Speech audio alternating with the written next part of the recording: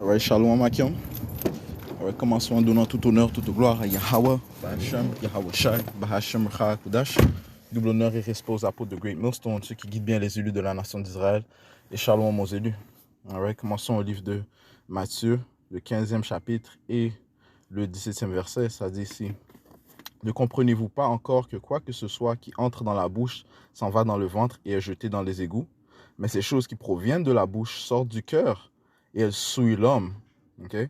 Car du cœur proviennent mauvaises pensées, meurtre, adultère, fornication, vol, faux témoignage, blasphème.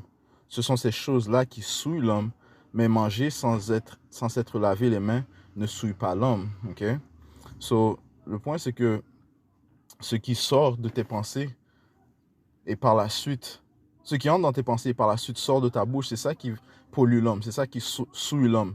OK? All right? Parce que avant que le péché se produise, que tu exécutes le péché, eh bien, tu dois l'avoir pensé dans ta tête. OK? Et par la suite, tu l'exécutes. OK? Ou bien par la suite, tu le prononces par ta bouche. OK? OK? C'est pour ça que si on va dans le livre de Jacques,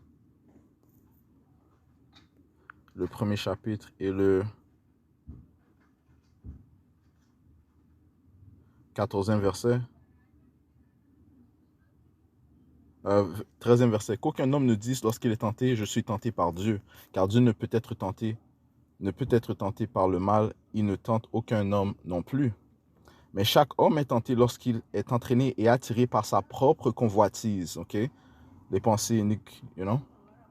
Ça dit que l'homme a été soumis à la vanité, ok?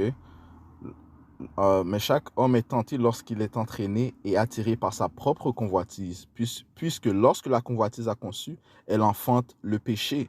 Et le péché, lorsqu'il est accompli, okay, lorsque tu le prononces avec ta bouche, ou bien lorsque tu commets l'acte, enfante la mort, right? Puisque ça dit quoi? Le salaire du péché, c'est la mort. Okay? So, tout commence par les pensées. Et par la suite, euh, lorsque tu euh, réprouve pas ces pensées et tu les laisses et tu les mets à l'action, tu le parles, tu parles le péché, tu exécutes le péché et c'est comme ça que l'homme est souillé. Ok? Allons dans le livre de Jacques, le 3e chapitre, concernant la langue. Ok? Euh, Jacques 3, Jacques 3 et verset 6, ça dit, 5, ça dit, oui, certainement la langue est un petit membre et se vante de grandes choses. Voici comment un petit feu allume une grande quantité. Et la langue est un feu, un monde d'iniquité. Ainsi est la langue parmi nos membres. Elle vicie le corps entier et embrase le cours de la nature, et elle est embrasée par l'enfer. Car toute espèce de bêtes et d'oiseaux et de serpents et d'animaux de la mer est soumise et a été soumise par l'être humain. Mais quant à la langue, aucun homme ne peut la soumettre. C'est un mal insoumis, plein d'un poison mortel.